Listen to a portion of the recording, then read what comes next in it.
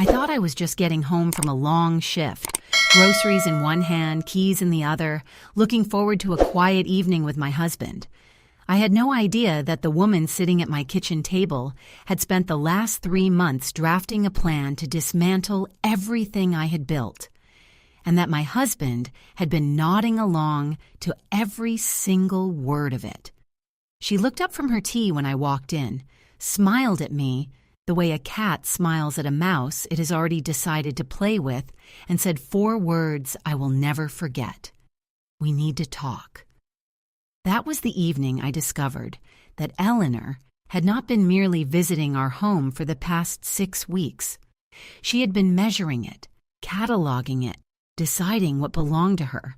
And what belonged to her, it turned out, was everything: my independence, my income, my mornings, my career, and ultimately, my marriage.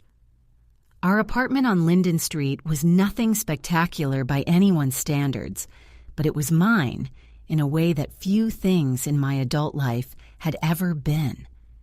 I had found it 2 years before I met Daniel, negotiated the lease myself, hung every picture on the walls with a level and a careful eye, and filled the kitchen with mismatched but beloved things: a blue ceramic mixing bowl I had bought at a flea market on a rainy Saturday, a cast-iron skillet that had belonged to my grandmother and weighed a reassuring amount, a coffee maker that gurgled and hissed every morning like an old friend having a mild complaint about the hour.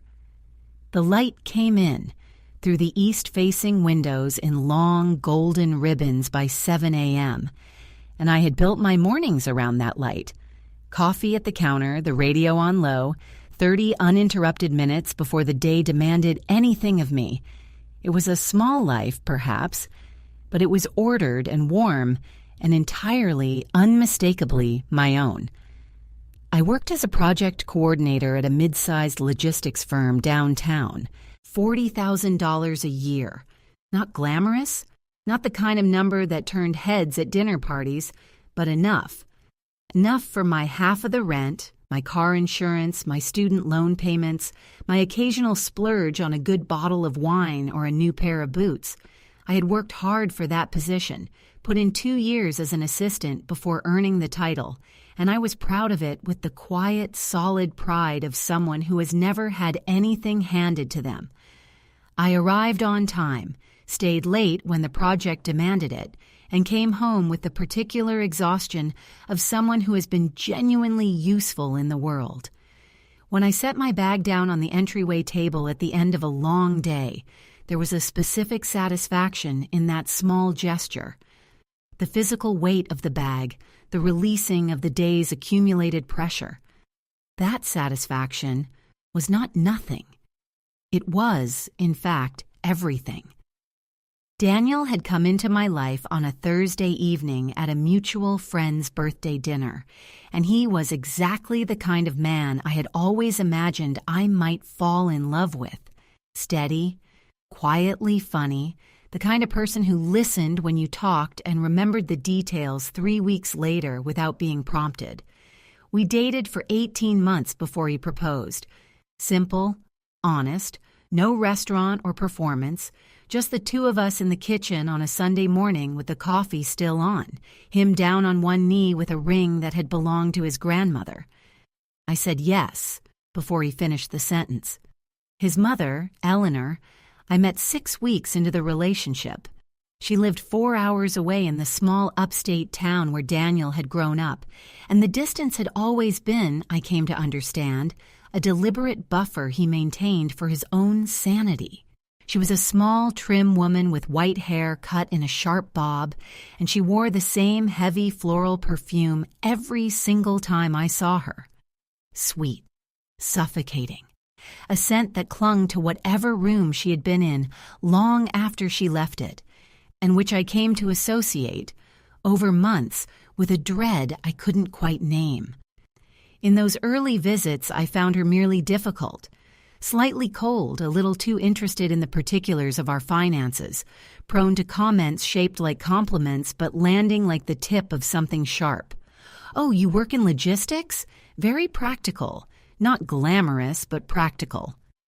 I smiled and let it go. Daniel had warned me she was particular.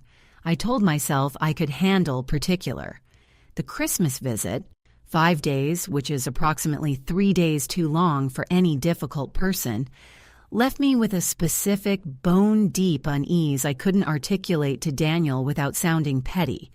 She had strong, immovable opinions about how the kitchen should be organized, how the towels should be folded, how dinner should be served, and at what time, and she delivered each opinion with the patient martyrdom of someone who expects to be misunderstood and has made peace with that particular cross.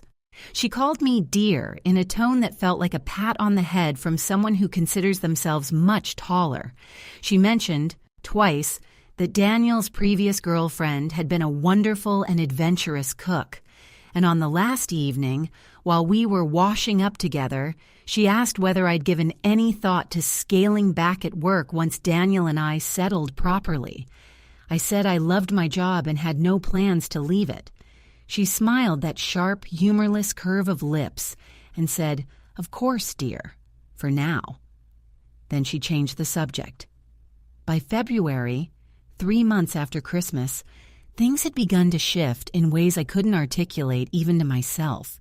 Daniel had become quiet in a different register, not the comfortable quiet of a man at peace, but the taut, deliberate quiet of someone carrying something he had decided not to put down in front of you.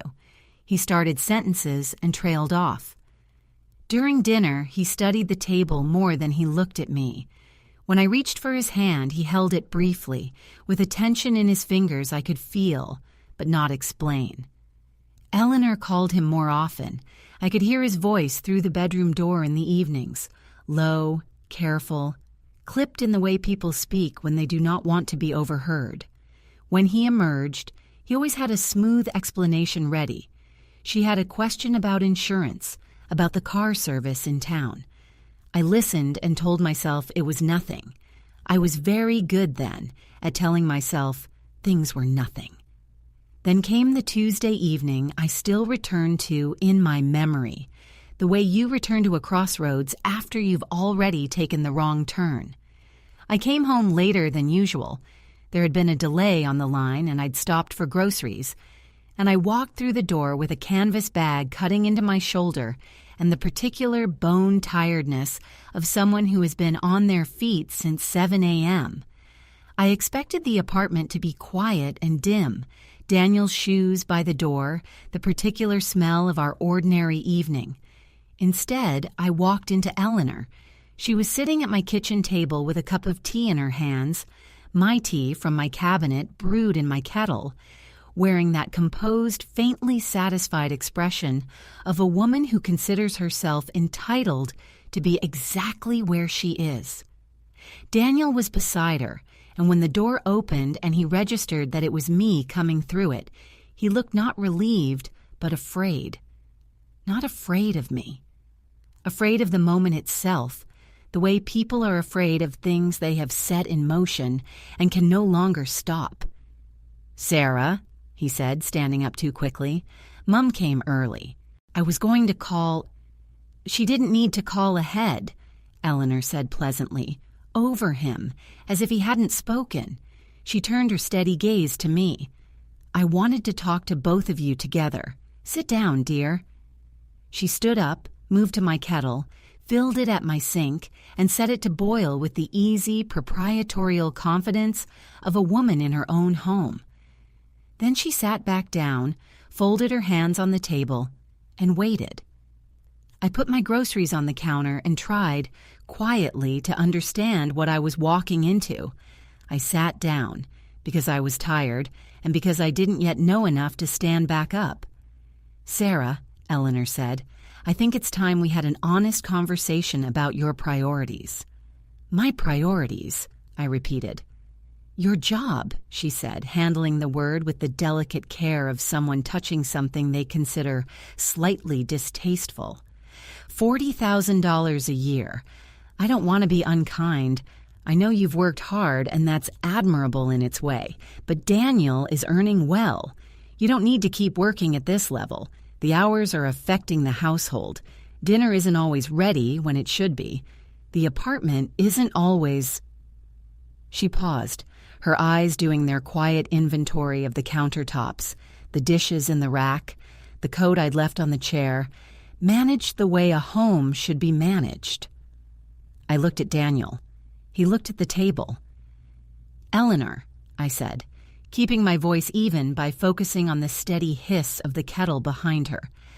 "I appreciate that you have opinions about how we run our home, but my job is not something I'm prepared to discuss with you." Her smile did not falter by a fraction. "Of course. I understand that's how you feel right now."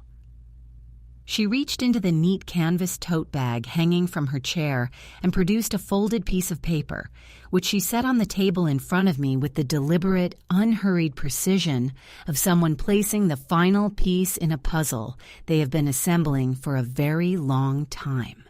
"But perhaps you might read this before you decide." I looked at the paper.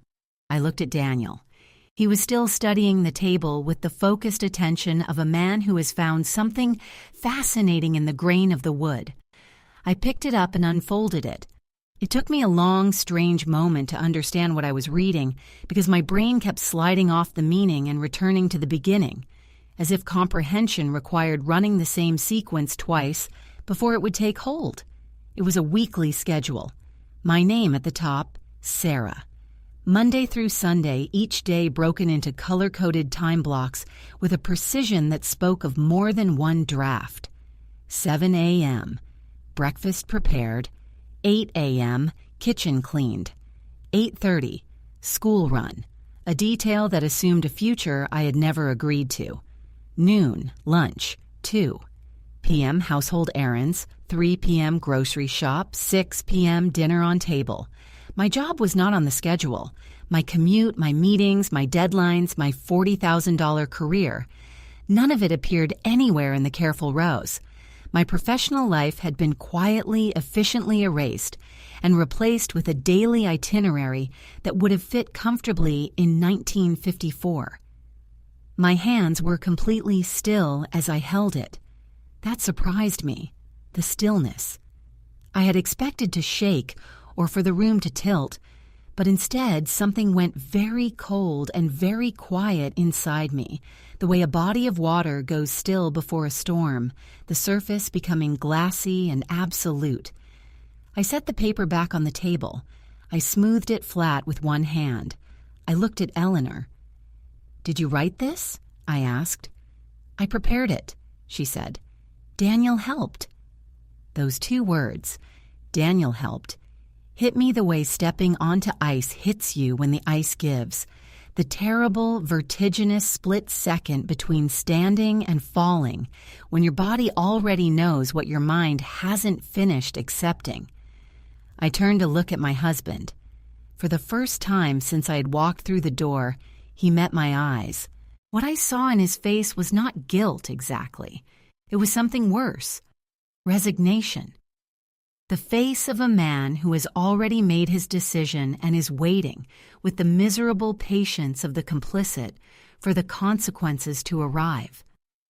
"Daniel," I said, very quietly, "did you help her make this?" The pause before he answered was 3 seconds long. I have counted them many times since, in the sleepless 2 a.m. inventory of everything I should have seen coming. "I just thought," he said, the words spaced carefully around something he was trying not to break, "that if you could see it laid out, if we could talk about it properly, maybe we could find something that worked for everyone." "Something that worked for everyone," I said. "She's not wrong that the apartment has been—" "Stop," I said, and he stopped. The clock on the kitchen wall ticked. Eleanor watched me with those level, patient eyes and said nothing at all, because she had already said everything she came to say, and she was simply waiting, with the perfect practiced composure of someone who has rehearsed for this exact scene, to see what I would do with it. I did not answer Eleanor that evening. I stood up, carried my groceries to the counter, and began putting them away with the slow, methodical movements of someone who needs to do something with their hands while their mind processes something catastrophic. I put the milk in the refrigerator. I folded the canvas bag and hung it on its hook. Eleanor watched all of this with the patient stillness of a woman who has decided she has time. Daniel watched me with the raw anxiety of a man waiting to find out what the jury has decided. "I'd like you to leave, Eleanor," I said, when the last item was put away. I set it to the kitchen window, to the dark glass and the orange glow of the street beyond it. Not because I'm emotional or upset, because this conversation is over for tonight, and I need you to go. There was a pause. Then the sound of her chair sliding back, slowly, unhurried, the rustle of her coat, the click of her bag. She moved through the kitchen behind me with the measured tread of someone who is leaving by choice, not by request. At the door she paused. "I'll call tomorrow," she said pleasantly. And then the door closed, and she was gone, and the apartment was so quiet I could hear the refrigerator hum. "Daniel," said my name. I held up one hand without turning around, and he went silent. I stood at the kitchen counter for a long time, looking at the window, listening to the refrigerator hum and the clock tick and the faint sound of traffic 4 floors below. I was thinking very clearly. That was the strangest part. Not numbness or shock, but extraordinary, terrible clarity. I was thinking, how long has this been happening? I was thinking, what else have I missed? I turned around. Daniel stood beside the table, hollowed-looking, as if something had been quietly removed from him. "How long has she been working on this?" I asked. "Sarah." "How long, Daniel?" Another pause. "Since October," he said finally. "She brought it up after the thing with the promotion." The thing with the promotion. 3 months ago, I had been passed over for a senior role I had been building toward for a year, and I had talked to Daniel about it for 2 evenings running, processing the disappointment, deciding what to do next. He had been kind and sympathetic. He had, I now understood, reported every word of it back to his mother. "You told her," I said. It was not a question. "I mention things sometimes. She's my mother. She got worried. She thought maybe a change." "She thought," I said slowly, "that my unhappiness at work was an opportunity." He opened his mouth. He closed it again. That night I did not sleep. I lay in the dark and I thought about detail, all the things I had pressed flat and preserved without knowing why. The lowered voice, the quick callbacks, the trailing sentences, the way he had never once, not once in 3 months of escalating behavior, said to his mother, "Enough." I had been reading his silence as weakness. Lying there in the dark, I began to understand that his silence had been a vote. At 2 a.m, I got up and went to the kitchen. The schedule was still on the table. I read it again all the way through, slowly, and it was on the 3rd reading when I turned it over that I found something I had missed in the initial shock. In the bottom right corner of the reverse side, in Eleanor's neat handwriting, was a short list. 6 items. Talk to D. Ree.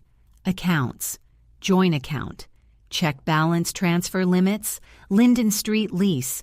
When does it expire? Sarah's HR contact. Ask D weekend at the house. Bring the folder.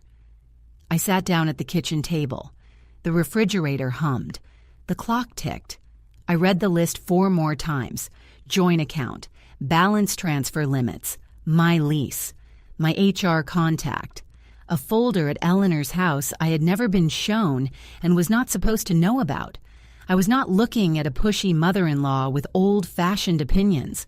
I was looking at a plan, a structured, stepwise plan prepared over months with Daniel's active assistance to remove me, my income, my independence, my lease, from my own life. I called my friend Diane at 6 a.m. Diane had known me for 11 years, worked as a paralegal, and was utterly without patience for what she called nonsense.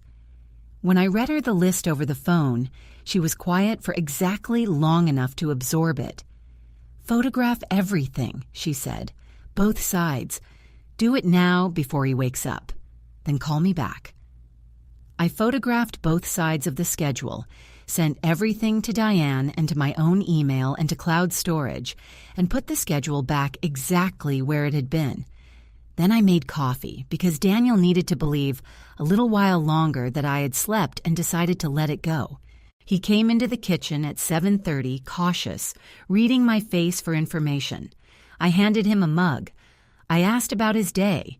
He relaxed visibly, the relief of a man who has concluded the crisis has passed.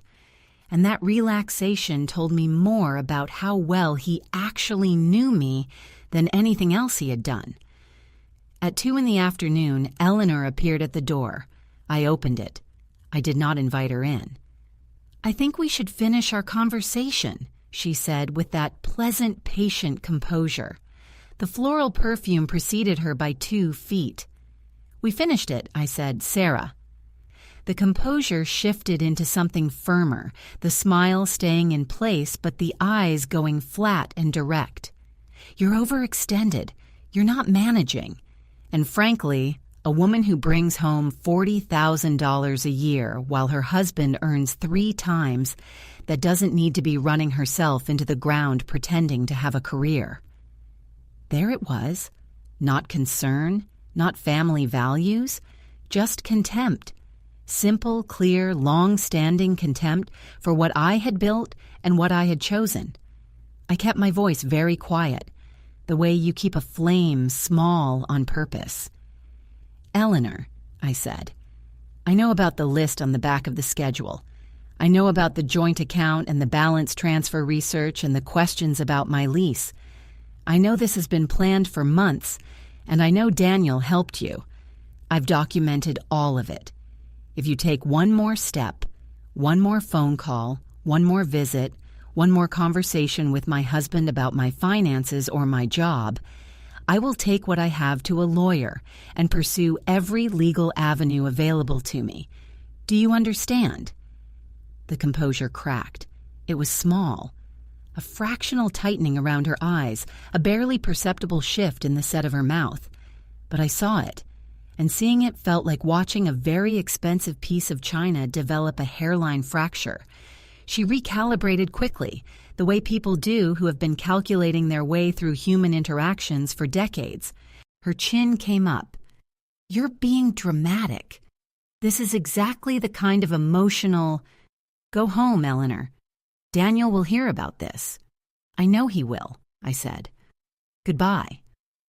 I closed the door. What Diane told me that afternoon reshaped everything. She had spent the morning making calls, and she had found the thing I had almost not let myself expect. The joint account showed 3 recent transfers I had not authorized.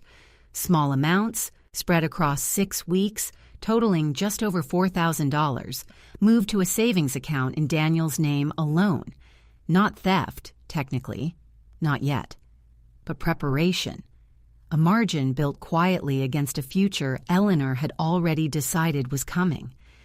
I sat on the couch with the phone warm in my hand and thought about the Sunday morning of the proposal, the coffee on, the grandmother's ring, the yes before the sentence was finished. I felt the specific grief of someone who understands, all at once and too late, that they have been loving a version of a person that did not entirely exist. That evening, when Daniel came home, I was at the kitchen table. The schedule was in front of me. Beside it was a printed bank statement with the 3 transfers highlighted in yellow. He stopped in the doorway. He looked at the schedule, then at the statement, then at my face, and I watched him understand in real time that the window he had believed was still open had closed and locked. "The transfers," I said. "Explain them." Mom suggested that if things were going to change, if you were going to reduce your hours, we'd need a buffer. He stopped. He put his hands flat on the table. "I know how this looks." "Tell me how it looks," I said, "because I want to make sure we're seeing the same thing. Like I was doing this behind your back. You were doing this behind my back." I let that sit for a moment. "Your mother has been planning to remove me from my own life. She has researched my lease, my bank account, my HR contact, and my work schedule. She produced a document that erases my career. She has been moving money from our joint account. And you have been helping her. Not passively, not out of weakness, but with details I told you in confidence and access to our finances I trusted you with." I paused. "Tell me one thing in that list that isn't true." He didn't answer. He looked at his hands, and the silence was the only answer that mattered. I picked up my phone and called the family law attorney Diane had connected me with. A woman named Patricia, efficient and very clear. The transfers were recoverable. The schedule and the list on its back constituted documented evidence of financial planning conducted without my knowledge or consent. Eleanor had no legal standing to enforce any of what she had proposed, and any further interference with my employment or finances could be addressed formally. Patricia outlined 4 specific steps, and I took notes on all of them, sitting in her clean, quiet office with the city visible through the window behind her. And for the first time in weeks I felt, carefully and precisely, like myself. The resolution, when it came, was not dramatic. Daniel and I sat at the table, and I told him what I had decided. I would not be leaving my job, now or ever, for any reason related to his mother's opinions. The $4,000 would be returned to the joint account within 30 days, or I would pursue the matter legally. Eleanor was not welcome in our home without my explicit agreement, effective immediately. And if he could not accept those terms, we had a much larger conversation ahead of us, one that would involve attorneys and a different kind of schedule entirely. He accepted the terms. He returned the money. He told his mother the visits were restricted. She did not take it gracefully. There were messages. There was one afternoon she sat in a parked car outside our building for 2 hours before driving away. But none of it reached me anymore, because I had stopped being reachable to it. Eleanor lost what she had been after all along: access to my home, to my husband's ear, to the interior of my life. She had planned meticulously, and she had underestimated the one variable she hadn't accounted for: that the woman she was trying to schedule out of existence was paying attention. 6 months later, I sat on the couch in the apartment on Linden Street with a cup of coffee, watching the morning light come in through the east-facing windows. The cast-iron skillet was on the stove. The blue ceramic bowl was on the counter. The coffee maker was doing its reliable hissing complaint about the early hour, just as it always had. The apartment was exactly as it had always been, and it was mine. Mine in the way it had always been, and mine now in a way that had been tested and proven and would not be taken quietly again. The schedule Eleanor made for me is in a folder in my desk drawer, not as a wound, as a document. A document of what it looks like when someone decides they know the shape your life should take better than you do. I keep it because I am a person who has learned to keep evidence.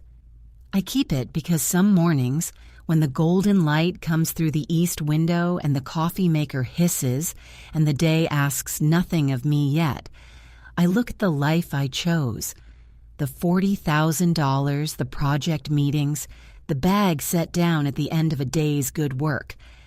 And I understand, with a clarity that has never faded, that no one else gets to schedule that. Not for love, not for family, not for anything.